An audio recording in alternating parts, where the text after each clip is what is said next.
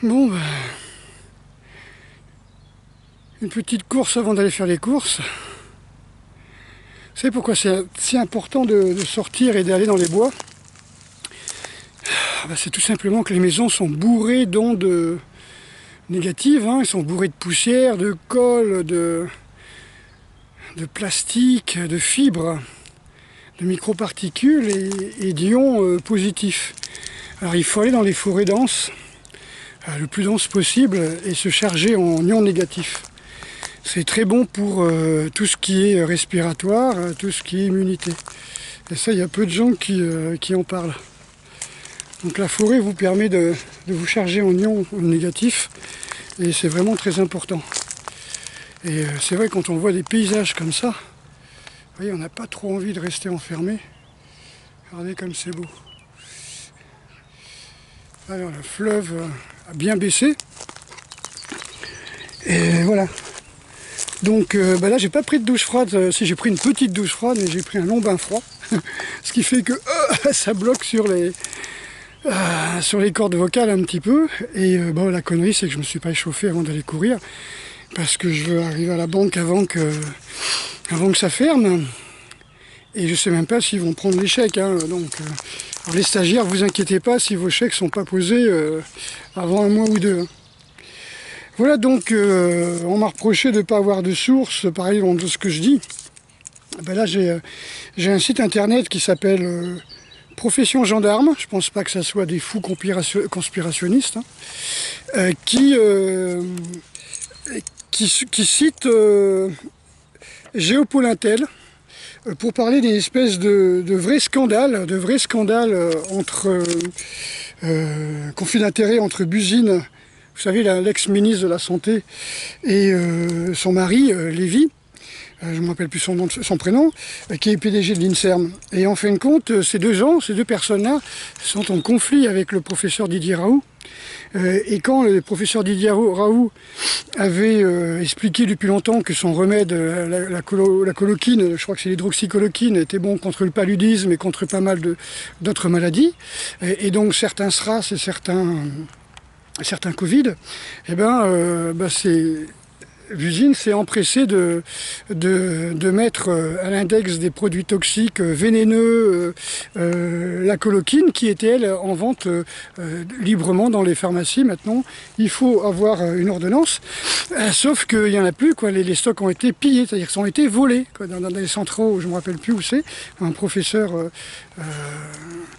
discutait de ça, il disait ça avait été complètement, je crois que c'est à Paris, des grands centres pharmaceutiques, ça a été complètement pillé, les armoires ont été cassées et il n'y a plus de coloquine.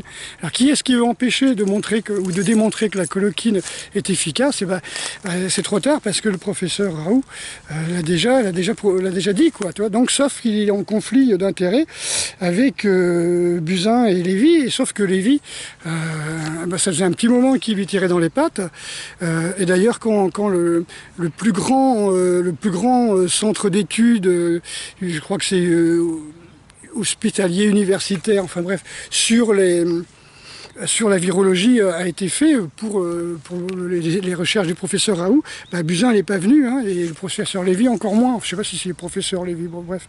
Voilà, donc Lévy est très connu, hein, il était engagé dans ce célèbre laboratoire chinois là, à Wuhan, vous savez, qui était à très haut risque, hein, risque biologique, hein. Et Buzyn, elle a classé la chloroquine toxique au mois de janvier, comme par hasard. Donc là, il y a des espèces d'orgueil, de trucs de loge, ou de conflits, je ne sais pas ce qui se passe, mais c'est vraiment merdique.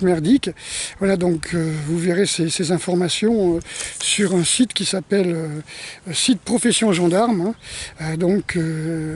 Et d'ailleurs, ça m'a envoyé à un autre site, ce même site qui est un article de Marianne qu'ils ont cité, qui explique en fin de compte qu'il faut oublier les 35 heures. Hein. Maintenant, on peut vous faire travailler jusqu'à 48 heures. 48 heures par semaine. Et puis, certainement au SMIG européen, hein, 600 € par mois. Donc, on est mal barré. Par contre, on ne veut pas toucher à l'ISF.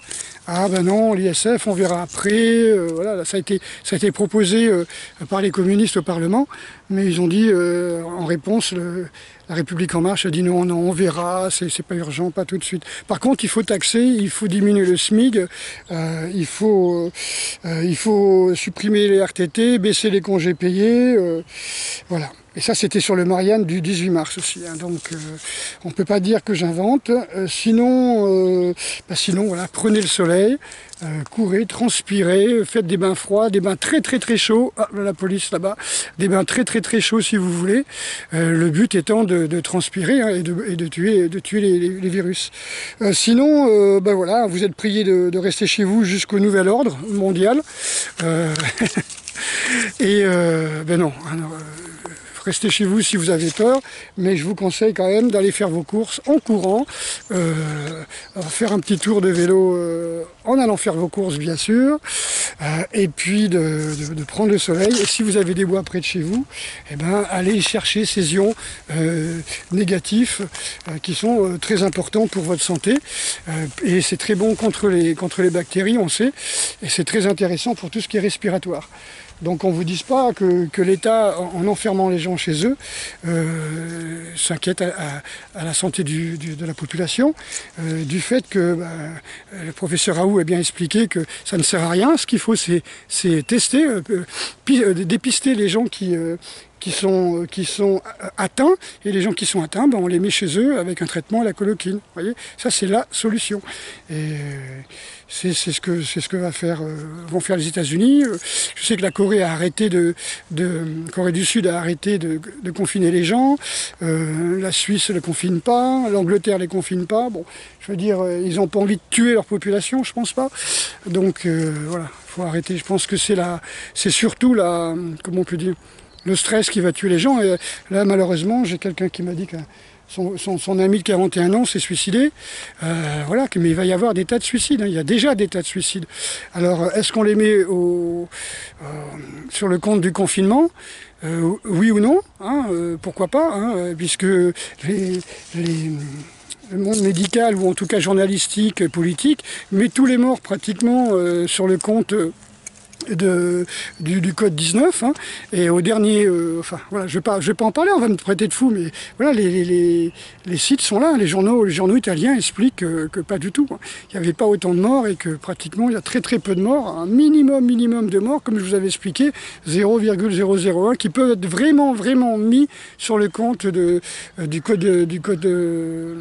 Covid-19, les autres c'est vraiment des types qui ont 3 cancers, des gens qui ont 97 ans, qui sont dans les hospices. Ils ont fait le coup avec la grippe dans les années 78. Je vais vous mettre un petit peu de soleil. Oui, dans les années 78, ils avaient déjà fait le coup, il y avait des gens qui étaient morts de la grippe dans un hôpital dans les Pyrénées, il y avait 5 ou 6 vieux. Et aussitôt, ça a été vite, faut vacciner tout le monde,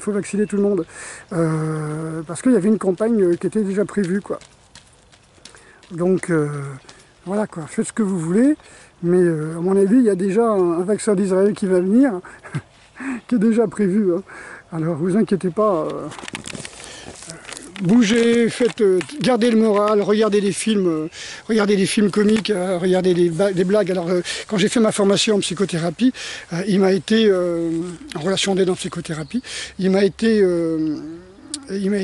narré une histoire comme ça d'un gars qui avait le cancer et qui sort du laboratoire où on a fait les analyses. Il veut pas rentrer chez lui, il a le moral à zéro, il veut pas annoncer ça à sa famille, et donc il dit qu'il part en voyage, il va dans un hôtel, et là-dessus il dit quitte à mourir, je vais mourir loin de ma famille dans un hôtel comme ça sans emmerder les gens.